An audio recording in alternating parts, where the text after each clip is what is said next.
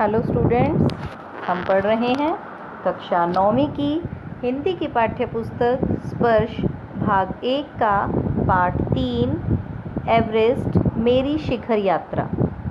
यह पाठ बचेंद्री पाल द्वारा लिखा गया है। बचेंद्री पाल एवरेस्ट पर चढ़ने वाली सबसे पहली भारतीय महिला थी।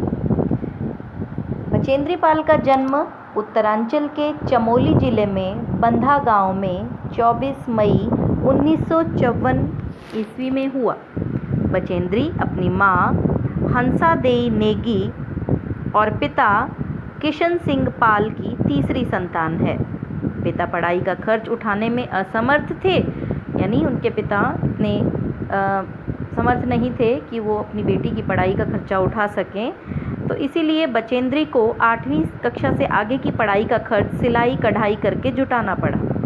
10वीं पास करने के बाद बचेंद्री के प्रिंसिपल ने उन्हें पिता को उनकी आगे की पढ़ाई के लिए सहमत किया, उनको तैयार किया कि आपकी बेटी पढ़ सकती है, आप कोशिश कीजिए ताकि वो ज़िंदगी में किसी अच्छे मुकाम को पा सके।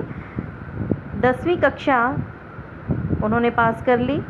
उसके बाद बचेंद्री ने इतनी विषम परिस्थितियां होने के बावजूद संस्कृत से एमए किया और फिर बीएड की शिक्षा भी हासिल की। लक्ष्य के प्रति इस समर्पण भाव ने इन्हें एवरेस्ट पर विजय पाने वाली पहली भारतीय पर्वतारोही होने का गौरव दिलाया। पर्वतारोही यानी पर्वत पर चढ़ने वाली पहली भारतीय महिला। बचेंद्री को पहाड़ों पर चढ़ने का चाव बचपन से ही था, पर जब इनका बड़ा भाई इन्हें पहाड़ पर चढ़ने से रोकता था और इनसे 6 साल छोटे भाई को पहाड़ पर चढ़ने के लिए उकसाता था, तब बचेंद्री को बहुत बुरा लगता था। उसे लगता था कि मेरा बड़ा भाई, छोटे भाई जो मुझसे 6 साल छोटा है, उसको तो पहाड़ पर चढ़ने के लिए उकसा रहा है, लेकिन मैं क्योंकि एक लड़की हूँ इसलिए मुझे पहाड़ पर चढ़ने से वो रोकता था। वह सोचती थी कि भाई यह क्यों नहीं समझता कि जो काम छोटा भाई कर सकता है वह उसकी यह बहन भी कर सकती है। लोग लड़कियों को इतना कोमल नाजुक क्यों समझते हैं। बहरहाल पहाड़ों पर चढ़ने की उनकी इच्छा बचपन में भी पूरी होती रही, क्योंकि इनका परिवार साल के कुछ महीने एक ऊंचाई वाले गांव में बिताता था। क्योंकि इनका जो पहाड़ों पर चढ़ने की जो ये उसकी इच्छा थी वो कभी भी ख़त्म नहीं हुई। उसका कारण क्या था, वो कह रही है कि क्योंकि हमारा जो घर था वो ऐसी जगह पे था कि मतलब साल के कुछ महीने हमें मतलब एक ऐसी जगह पे रहना पड़ता था, ऊंचाई वाले गांव में बिताना पड़ता था, और कुछ महीने पहाड़ से नीचे तराई में बसे एक और गांव में। यानी हम 12 महीने जो साल के होते थे वो 12 के 12 महीने एक ही जगह पे नहीं रहते थे। साल के कुछ महीने हम लोग ऊंची पहाड़ी वाले इलाके में रहते थे और कुछ महीने हम जो थे वो पहाड़ी की तराई में यानी नीचे वाले एरिया में रहते थे। तो जिस मौसम में परिवार नीचे तराई वाले गांव में आ जाता था, उन महीनों में स्कूल जाने के लिए, अब स्कूल जो था वो ऊंची पहाड़ी मतलब जो है पहाड़ की चढ़ाई चढ़नी और उतरनी पड़ती थी, यानी पहाड़ी के दूसरी तरफ हमारा स्कूल था, तो इसलिए हम पहाड़ों पर 5-6 मील पहाड़ों पर चढ़ते भी थे और उतरते भी थे। इधर बचेंद्री की पढ़ाई पूरी हुई, उधर इंडियन माउंटेन फाउंडेशन ने एवरेस्ट अभियान पर जाने का साहस रखने वाली महिलाओं की खोज शुरू कर दी। कि यहाँ से बचेंद्री ने अपनी पढ़ाई पूरी की और उधर से इंडियन माउंटेन फाउंडेशन है ना, जो पहाड़ों पर चढ़ने की जो है बच्चे होते हैं है ना, उनको ट्रेनिंग देते हैं ताकि वो एक अच्छे माउंटेनियर बन सके, एक अच्छे पर्वतारोही बन सके। इस अभियान में जो लोग भी जिनके अंदर इतना हौसला होता है, साहस होता है, उन लड़कियों की खोज करनी उन्होंने उस टीम ने शुरू की। बचेंद्री इस अभियान दल में शामिल हो गई। ट्रेनिंग के दौरान बचेंद्री 7500 मीटर ऊंची मान चोटी पर सफलतापूर्वक चढ़ी। 7500 मीटर एक ऊंची मान चोटी थी, उसके ऊपर बड़ी सफलता से आसानी से चढ़ गई। कई महीनों के अभ्यास के बाद आखिर वो दिन आ ही गया जब उन्होंने एवरेस्ट विजय के लिए प्रयाण यानी अपनी यात्रा शुरू की। बचेंद्री ने एवरेस्ट विजय की अपनी रोमांचक पर्वतारोहण यात्रा का संपूर्ण विवरण स्वयं ही कलमबद्ध किया, यानी पूरा जो विवरण है, जो इतनी एक्साइटेड होके उसने ये सारी जो कहानी लिखी है कि पहले दिन से अंतिम दिन तक चढ़ाई चढ़ने से लेकर पहाड़ मतलब एवरेस्ट की चोटी पर पहुंचने तक जो भी रास्ते में घटनाएं घटी अच्छी या बुरी जो भी उनके साथ हुआ, सारा एक्सपीरियंस जो है बचेंद्री पाल ने खुद कलमबद्ध किया, यानी खुद से लिखा। प्रस्तुत अंश उसी विवरण में से लिया गया है। जो ये पार्ट है ये पूरी कहानी नहीं है, ये उसका एक छोटा सा हिस्सा है। उसी जो विवरण है, जो एक्सप्लेन उसने सारा किया है, उसी में से लिया गया है। यह लोमहर्षक अंश, लोमहर्षक यानी रोंगटे खड़े कर देने वाला, यानी सिचुएशंस कई बार वहाँ पे इतनी ख़राब हो जाती हैं कि हालत ख़राब हो जाती है, सिर्फ पढ़ने और सुनने वाले, देखने वाले की भी स्थिति तो उन लोगों ने फेस की है ना, कि जिन लोगों ने चढ़ाई चढ़ी है। तो ये लोमहर्षक अंश बचेंद्री के उस अंतिम पड़ाव से शिखर तक पहुंचकर तिरंगा लहराने के पल पल का ब्यौरा बयान करता है। इसे पढ़ते हुए ऐसा लगता है मानो पाठक भी उनके साथ कदम से कदम मिलाता हुआ, सभी खतरों को खुद झेलता हुआ एवरेस्ट के शिखर पर चला जा रहा हो। तो यानी जो आपका ये पाठ है वो कह रहे कि पढ़ते हुए ऐसा लगता है कि जो पाठक है, जो रीड कर रहा है, पढ़ रहा है, ये सुनने वाला भी ऐसा लगता है कि जैसे साथ साथ उसके एवरेस्ट की चढ़ाई वो भी चढ़ रहा है। जो जैसी जैसी वो सिचुएशंस बताते हैं, ऐसा लगता है सब कुछ हम इमेजिन कर सकते हैं। तो आप लोगों को अगर इस पाठ को और अच्छे से समझना है तो आपके हमारे टीवी पे ऊपर स्टार प्लस पे एक सीरियल भी आता था एवरेस्ट, तो आप उससे भी हेल्प ले सकते हैं। ठीक है, तो पुराना आप यूट्यूब पे देख सकते हैं, या फिर आपके हॉटस्टार के ऊपर वो सीरियल है जिसमें आपको इस पाठ को समझने में थोड़ी और आसानी हो जाएगी। तो चलिए पाठ शुरू करते हैं। एवरेस्ट मेरी शिखर यात्रा। शिखर यानी होती है चोटी, सबसे ऊंची जगह है ना, चोटी मतलब उस एवरेस्ट की चोटी पर, एवरेस्ट के जो माउंटेन का जो पीक था उस तक पहुंचने की जो ये उस बचेंद्री पाल की यात्रा है। ये सारा विवरण बचेंद्री पाल ने अपना सारा एक्सपीरियंस लिखा है। एवरेस्ट अभियान दल 7 मार्च को दिल्ली से काठमांडू के लिए हवाई जहाज़ से चल दिया। कि एवरेस्ट का अभियान जो दल था, जो हमारा ये प्रोजेक्ट था एवरेस्ट तक पहुंचने का, जो हमारा जो ग्रुप था, ये 7 मार्च को दिल्ली से चला काठमांडू के लिए। हवाई जहाज़ से उन्होंने अपनी यात्रा शुरू की। एक मजबूत अग्रिम दल बहुत पहले ही चला गया था, जिससे कि वह हमारे बेस कैंप पहुंचने से पहले दुर्गम हिमपात के रास्ते को साफ कर सके। यानी एक मजबूत अग्रिम दल, अग्रिम होता है बेटा अपने से आगे जो जा रहा है, यानी हमारे पहुंचने से पहले ही एक ऑलरेडी टीम वहाँ पे थी जिसने वो सब तैयारी कर रखी थी। मतलब कि वह हमारे बेस कैंप जहाँ पे हमें पहुंचना था, वहाँ पे पहुंचने से पहले दुर्गम होता है कि जहाँ जाना बहुत कठिन हो, जिस जगह पे जाना बहुत कठिन हो, वहाँ के जो दुर्गम हिमपात होता है लगातार बर्फ़ का गिरना। तो जो बर्फ़ गिर रही है उस रास्ते को, उस बर्फ़ वाले रास्ते से चलना बहुत मुश्किल है। तो उस रास्ते को साफ़ करने के लिए एक पहले ही टीम वहाँ पहुँच गई थी कि जो ये माउंटेनियर्स जो आ रहे हैं अपनी चढ़ाई चढ़ने के लिए, इन लोगों के लिए आसानी हो जाए, ताकि इनके जाने के लिए रास्ता साफ़ किया जा सके। तो एक अग्रिम दल जो था उनकी टीम से पहले ही वहाँ पहुँच गया था तैयारियों के लिए। नमचे बाज़ार शेरपा लैंड का एक सर्वाधिक महत्वपूर्ण नगरीय क्षेत्र है। अधिकांश शेरपा इसी स्थान पर या यूं ही यहीं के आसपास के गांवों के होते हैं। नमचे बाज़ार जो है शेरपा लैंड का एक नगरीय क्षेत्र है, एक छोटा सा कस्बा या शहर, छोटा सा शहर लगा लो कि वो कह सकते हैं हम कि अधिकांश, ज़्यादातर जो शेरपा हैं, शेरपा कुली यानी नेपाल के जो लोग होते हैं उनको शेरपा बोला गया है, कुली जो सामान ढोते हैं। तो ज़्यादातर जो शेरपा है वो यहीं के हैं या यहाँ के आसपास के गाँवों के ही होते हैं जो सामान ढो के ले जाते हैं वहाँ पे। यह नमचे बाज़ार ही था जहाँ से मैंने सर्वप्रथम एवरेस्ट को निहारा। यानी नमचे बाज़ार से ही लेखिका ने, बचेंद्री पाल ने सबसे पहले एवरेस्ट को वहीं से निहारा, एवरेस्ट की चोटी को जो दूर से दिखाई दे रही थी, जो नेपालियों में सागर माथा के नाम से प्रसिद्ध है। सागर माथा, सागर का माथा यानी सबसे ऊंची जगह जिसको बोला हुआ है। तो एवरेस्ट का दूसरा नाम सागर माथा भी है, जो वहाँ के जो नेपाली लोग होते हैं, नेपालियों के द्वारा रखा हुआ एक नाम है। तो मुझे भी यह नाम अच्छा लगा। एवरेस्ट की तरफ गौर से देखते हुए मैंने एक भारी बर्फ़ का बड़ा फूल देखा जो पर्वत शिखर पर लहराता एक ध्वज सा लग रहा था। यानी जब मैं एवरेस्ट को नमचे बाज़ार में खड़े होकर जब मैंने एवरेस्ट की चोटी को निहारा, तो मैंने एक भारी बर्फ़ का बड़ा सा फूल, यानी एक जगह जहाँ पर बर्फ़ इकट्ठी हो रही है, टकरा रही है एक जगह, मतलब इधर से भी हवाएं चल रही हैं दोनों ओर से, तो जो वो बर्फ़ आपस में टकरा रही है तो वो एक जगह पे इकट्ठी होती जा रही है और उसने एक फूल जैसी आकृति ले ली है। और जो नीचे से देखने पे ऐसा लगता है कि वो पर्वत के शिखर पर, पर्वत की चोटी पर एक बड़ा सा ध्वज, झंडा लहरा रहा है। मुझे बताया गया कि यह दृश्य शिखर की ऊपरी सतह के आसपास 150 किलोमीटर या इससे भी अधिक की गति से हवा चलने के कारण बनता था, क्योंकि तेज़ हवा से सूखा बर्फ़ पर्वत पर उड़ता रहता था, यानी वो वहाँ जब मैंने पूछा कि ये क्या चीज़ है तो उन्होंने मुझे बताया कि शिखर की ऊपरी सतह के पास 150 किलोमीटर की स्पीड से जो बर्फ़ उड़ रही है, क्योंकि वहाँ पे मतलब सूखी बर्फ़ है, वहाँ पे मेल्ट तो हो नहीं रही है बर्फ़, इतनी सूखी बर्फ़ होने के कारण वो एक दूसरे से टकरा टकरा के एक जगह पे इकट्ठी होती जा रही है, कि तेज़ हवाएं चल रही हैं, सूखी बर्फ़ पर्वत पर ही इकट्ठी होती जा रही है, जिसकी वजह से ये एक ऐसी आकृति बन गई है।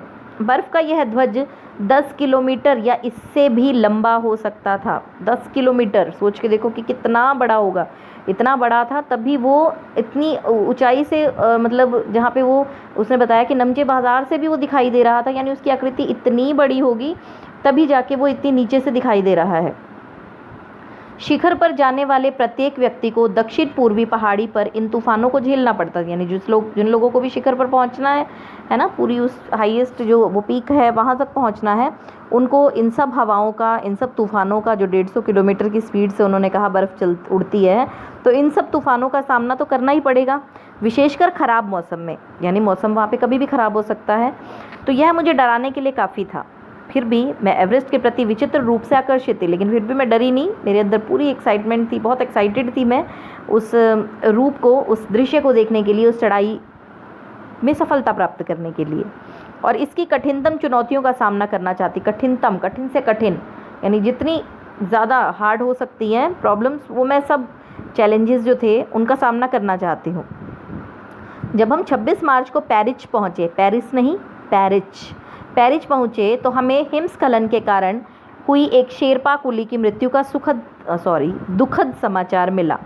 खुम्बू हिमपात पर जाने वाले अभियान दल के रास्ते के बाईं तरफ सीधी पहाड़ी के धसकने से लहोत्से की ओर से एक बहुत बड़ी बर्फ़ की चट्टान नीचे खिसक आई थी। यानी कह रहे कि जब हम 26 मार्च को पेरिस पहुँचे तो हमें वहाँ पे एक दुखद समाचार मिला कि हिमस्खलन यानी दरारें आ जाना, है ना, जब बर्फ़ जमी हुई है, बर्फ़ गिर रही है और उन जगहों के अंदर जो दरारें पड़ जाती हैं, यानी डीप जो खाइयाँ बन जाती हैं, तो उसकी वजह से एक शेरपा कुली की मौत हो गई। खुम्बू हिमपात पर जाने वाले अभियान दल के रास्ते से के बाईं तरफ सीधी पहाड़ी के धंसने से एक पहाड़ी धंस गई। लहोत्से की ओर से एक बहुत बड़ी बर्फ़ की चट्टान नीचे खिसक आई और लहोत्से की जो पहाड़ियाँ थी वहाँ से एक बहुत बड़ी बड़ी बर्फ़ के जो पहाड़ बन जाते हैं वो नीचे खिसक आई, और जिसकी वजह से उसके नीचे दब जाने के कारण 16 शेरपा कुलियों के दल में से एक की मृत्यु हो गई। जो शेरपा कुली थे, वहाँ नेपाल के रहने वाले जो कुली थे, सामान ढोने वाले, उनमें से एक की मृत्यु हो गई और 4 घायल भी हो गए, क्योंकि बर्फ़ के बड़े बड़े पहाड़ों के बर्फ़ के मतलब बहुत बड़े बड़े टुकड़े एकदम से ऊपर से पहाड़ों से खिसक के नीचे आ जाते हैं। इस समाचार के कारण अभियान दल के सदस्यों के चेहरों पर छाए अवसाद यानी दुख को देखकर हमारे नेता कर्नल खुल्लर ने स्पष्ट किया, यानी जब ये उन्होंने खबर सुनी कि यानी अभी तो हम पहुंचे ही हैं और आते ही हमने ये खबर सुन ली कि एक शेरपा कुली की मौत हो गई, 4 घायल हो गए, तो वो डर गए और उनके चेहरे पर दुख दिखाई देने लगा। तो इस बात पर हमारे जो नेता थे, लीडर थे जो हमारे कर्नल खुल्लर, उन्होंने स्पष्ट किया, हमें साफ साफ शब्दों में हमें समझाना चाहा कि एवरेस्ट जैसे महान अभियान में खतरों को और कभी कभी तो मृत्यु को भी आदमी को सहज भाव से स्वीकार करना चाहिए, कि चाहे जितने मर्जी खतरे आ जाएं, और ये नहीं है कि ज़रूरी नहीं है कि आप लोग जितने लोग एक ग्रुप में जा रहे हैं कि सबके सब सही सलामत एवरेस्ट पर पहुंच जाएं और वापस भी आ जाएं। मे बी रास्ते में किसी की मृत्यु हो सकती है, तो ये नहीं है कि अगर एक की मृत्यु हो गई तो बाकी के जो लोग हैं उसी तकलीफ, उसी दुख में और उसको लेके उसकी वजह से सब वापस आ जाएं। नहीं, तो कह रहे मृत्यु को भी कई बार हमें सहज भाव से, बहुत सामान्य बात लेकर हमें स्वीकार करना पड़ता है। उपनेता प्रेमचंद जो अग्रिम दल का नेतृत्व कर रहे थे, लीड कर रहे थे अग्रिम दल को, जो हमारे से पहले जो ग्रुप गया हुआ था, मतलब हमारी हेल्प के लिए, उनको लीड कर रहे थे प्रेमचंद, 26 मार्च को पेरिस लौट आए। उन्होंने हमारी पहली बड़ी बाधा खुम्बूपात की स्थिति से हमें अवगत कराया, यानी पेरिस जहां हम पहुंचे तो वहां पे वो आ गए और उन्होंने हमें बताया कि तुम्हारी जो सबसे पहली बड़ी बाधा है, रुकावट है, वो खुम्बू हिमपात की स्थिति से, क्योंकि वहीं खुम्बू हिमपात के पास ही लहोत्से की पहाड़ी से गिर के एक बर्फ़ की जो पहाड़ टुकड़ा कह सकते हैं, या एक बर्फ़ की क्या चट्टान कह सकते हैं, उसकी वजह से ही उसकी मृत्यु हुई थी एक शेरपा कुली की। तो उन्होंने हमें ये सारी बताई परेशानियाँ। उन्होंने कहा कि उनके दल ने कैंप 1 जो हिमपात के ठीक ऊपर है वहाँ तक का रास्ता साफ़ कर दिया है, और उन्होंने ये भी बताया कि हम अपनी तरफ से हम सारी तैयारियां करके आए हैं, लेकिन किसी समय भी कोई भी मौसम की वजह से परेशानियां आ सकती हैं। तो उन्होंने बताया कि पुल बनाकर, रस्सियां बांधकर, झंडियों से रास्ता भी चिन्हित कर दिया गया, सभी बड़ी कठिनाइयों का जायज़ा भी ले लिया गया है। तो लेकिन उन्होंने इस बात पर भी ध्यान दिलाया कि ग्लेशियर बर्फ़ की नदी है और बर्फ़ का गिरना अभी भी जारी है, यानी बर्फ़ लगातार गिर रही है। तो हिमपात में अनियमित और अनिश्चित बदलाव के कारण अभी तक किए गए सभी काम व्यर्थ भी हो सकते हैं। यानी हम लोगों ने जितनी तुम्हारी हेल्प के लिए जितनी वहाँ रास्ते में तैयारियां करके आए हैं, हम झंडियाँ लगा के आए हैं, हम रस्सियाँ बांध के आए हैं, पुल भी बना आए हैं, लेकिन हिमपात अगर ज़रूरत से ज़्यादा हुआ, बर्फ़ लगातार ज़्यादा गिरती रही, तो जितना भी हमने काम किया है वो सब व्यर्थ भी, बेकार भी हो सकता है। और हमें फिर से बर्फ़ गिर गई तो हमें वो रास्ता दोबारा से भी खोलने का काम जो है, रास्ता खोलने का, बर्फ़ हटाने का काम, ये दोबारा भी करना पड़ सकता है। यानी मौसम में जो है वहाँ पे निरंतर बदलाव होते रहते हैं। ठीक है, तो जो भी हम, ये ज़रूरी नहीं है कि कहीं पे हम एक काम करके आ गए हैं और उसके कुछ पल बाद, कुछ घंटों बाद या कुछ समय बाद हम उस जगह पे दोबारा जाएँ तो हमें वैसा का वैसा सब कुछ मिलेगा, नहीं। क्योंकि लगातार जो बर्फ़बारी होती रहती है उसकी वजह से सब काम जो है व्यर्थ भी हो सकते हैं। बेस कैंप में पहुंचने से पहले हमें एक और मृत्यु की खबर मिली। जब बेस कैंप में पहुंचे तो इससे पहले एक और मौत की खबर मिल गई। जलवायु अनुकूल ना होने के कारण, यानी मौसम की जो स्थितियां थी वो सही ना होने के कारण एक रसोई सहायक की भी मौत हो गई थी। रसोई सहायक जो हेल्प करते थे ना किचन का सारा काम करने में, उसकी भी मौत हो गई। निश्चित रूप से हम आशाजनक स्थिति में नहीं चल रहे थे, यानी हमें कोई अच्छी मतलब फीलिंग्स नहीं आ रही थी। हमारे मन में डर था कि आते ही 2 मौतों की खबर मिल गई है, पता नहीं हमारे साथ क्या होगा। एवरेस्ट शिखर को मैंने पहले 2 बार देखा था, लेकिन एक दूरी से, लेकिन 2 बार देख लिया। बेस कैंप पहुंचने पर दूसरे दिन मैंने एवरेस्ट पर्वत और इसकी अन्य श्रेणियों को भी देखा। ठीक है, पहले इसने देखा है पर बहुत दूर से देखा था, नमचे बाज़ार से। करें कि बेस कैंप पहुंचने पर दूसरे दिन मैंने एवरेस्ट पर्वत और इसकी अन्य श्रेणियों को देखा। मैं भौचक्की होकर खड़ी हो गई, यानी हैरान हो गई मैं एवरेस्ट को देखकर। और एवरेस्ट लहोत्से और नुत्से की ऊंचाइयों से घिरी बर्फीली टेढ़ी मेढ़ी नदी को निहारती रही। यानी बर्फीली, बर्फ़ की जो टेढ़ी मेढ़ी नदी थी जो दिखाई दे रही थी पहाड़ों में से निकलती हुई, उसको नदी को मैं निहारती रही। हिमपात अपने आप में एक तरह से बर्फ़ के खंडों का अव्यवस्थित ढंग से गिरना ही था। जो हिमपात था वहाँ पे वो सिंपल बर्फबारी नहीं थी, बल्कि क्या थी, बर्फ़ के जो खंड थे, टुकड़े थे, पहाड़ी से टूट टूट कर अव्यवस्थित तरीके से, यानी कोई कहीं किसी जगह पे, तो एक बड़े अव्यवस्थित ढंग से जो बर्फ़ के जो खंड थे, चट्टानें थी, वो नीचे गिर रही थी। हमें बताया गया कि ग्लेशियर के बहने से अक्सर बर्फ़ में हलचल हो जाती है, जिससे बड़ी बड़ी बर्फ़ की चट्टानें तत्काल उसी समय गिर जाया करती हैं और अन्य कारणों से भी अचानक प्रायः खतरनाक स्थिति धारण कर लेती है। यानी कौन सी चट्टान किस समय भी किसी भी पर्वतारोही के ऊपर भी गिर सकती है, किसी भी कैंप के ऊपर भी गिर सकती है। सीधे धरातल पर दरार पड़ने का विचार और इस दरार का, यानी जब वो बर्फ़ की बड़ी बड़ी चट्टानें नीचे गिरती हैं तो वो सीधे धरातल पर गिरती हैं और उसके अंदर दरारें पड़ जाती हैं। यानी जिस जगह के ऊपर वो गिरेंगी वो इतनी बड़ी बड़ी चट्टानें होती हैं कि उसकी, और बर्फ़ इतनी हार्ड होती है कि अगर वैसे भी एक बर्फ़ अगर कहीं हमारे किसी बॉडी पार्ट पर लग जाए तो हमारी बॉडी पार्ट में कट भी लग सकता है। और वो तो बर्फ़ की इतनी बड़ी बड़ी चट्टानें थी, और जब वो जिस जगह पे वो चट्टानें गिरती हैं तो उस जगह पे वहाँ पे क्रैक्स भी आ जाते हैं, दरारें पड़ जाती हैं और उस दरारों में खाइयाँ बन जाती हैं गहरी, उसमें किसी के भी गिरने का भी खतरा हो सकता है। इससे भी ज़्यादा भयानक इस बात की जानकारी थी कि हमारे संपूर्ण प्रवास के दौरान हिमपात लगभग 1 दर्जन आरोहियों और कुलियों को प्रतिदिन छूता रहेगा। यानी जितने दिन आप लोग यहाँ रहेंगे इन सेंस कि जितने दिन आपको चढ़ाई चढ़ने में लगेंगे, उन दिनों में 1 दर्जन आरोही यानी जो पहाड़ी पर चढ़ रहे हैं वो, और कुली मतलब उनको प्रतिदिन छूता रहेगा। यानी कभी किसी की बारी और कभी किसी की भी मृत्यु किसी दिन भी हो सकती है। दूसरे दिन नए आने वाले अपने अधिकांश सामान को हम हिमपात के आधे रास्ते तक ले गए। यानी जो हमारा सामान पीछे से आ रहा था उस सामान को, अधिकांश मोस्टली जो सामान था हमारा, उसको हम धीरे धीरे करके हिमपात के रास्ते, यानी जो बर्फ़बारी हो रही थी फिर भी उसको हम क्रॉस करते हुए ले गए। डॉक्टर मीनू मेहता ने हमें एल्यूमिनियम की सीढ़ियों से अस्थायी पुलों को बनाना, यानी टेम्परेरी जो हम पुल बना सकते हैं, ब्रिज बना सकते हैं एल्यूमिनियम की सीढ़ियों से, लट्ठों और रस्सियों का उपयोग, यानी बड़ी बड़ी लकड़ियाँ और रस्सियों को किस तरह से हम पहाड़ों पर चढ़ने के लिए उपयोग कर सकते हैं। अगर कहीं पे 2 पहाड़ों के बीच में कोई गैप है तो उसके लिए हम पुल कैसे बना सकते हैं। बर्फ़ की आड़ी तिरछी दीवारों पर रस्सियों को बांधना और हमारे अग्रिम दल के अभियांत्रिकी कार्यों के बारे में हमें विस्तृत जानकारी दी। यानी अग्रिम दल जो हमारा आगे वाला जो ग्रुप है वो हमारे लिए क्या क्या कर रहे हैं, ठीक है, मतलब टेक्निकल क्या क्या काम है जो वो हमारे जाने से पहले ही तैयारी करके रख रहे हैं। अब तीसरा दिन हिमपात से कैंप 1 तक सामान ढोकर चढ़ाई का अभ्यास करने का था। अभी तक हम बेस कैंप में थे। तीसरे दिन हम लोग कैंप 1 में पहुँचे, सामान ढोकर हम चढ़ाई चढ़ रहे थे। रीता गोम्बू और मैं साथ साथ चढ़ रहे थे। रीता गोम्बू और बचेंद्री पाल दोनों साथ साथ चढ़ाई कर रहे थे। हमारे पास एक वॉकी टॉकी था जिससे हम अपने हर कदम की जानकारी बेस कैंप पर दे रहे थे। बेस कैंप में जो उनके नेता और उपनेता थे वो सब लोग वहाँ थे, उनको अपनी सारी जानकारी वो उस वॉकी टॉकी के ज़रिए दे रहे थे। कर्नल खुल्लर उस समय खुश हुए जब हमने उन्हें अपने पहुंचने की सूचना दी, क्योंकि कैंप 1 पर पहुंचने वाली केवल हम 2 ही महिलाएं थी। यानी कर्नल खुल्लर को हमने ये सूचना दी कि हम लोग कैंप 1 में पहुंच चुके हैं। कौन कौन? रीता गोम्बू और बचेंद्री पाल। तो कर्नल खुल्लर ये बात सुनकर बहुत खुश हुए। अंगदोर्जी, लोपसांग और गगन बिस्सा अंततः साउथ कोल पहुंच गए और 29 अप्रैल को 7900 मीटर पर उन्होंने कैंप 4 लगा दिया। उनका अग्रिम दल था, ये जो सारे जो लोग थे, ये 29 अप्रैल को उन्होंने कैंप 4 भी लगा दिया। यानी इनके जाने से पहले ये तैयारियां अग्रिम दल कर रहा था।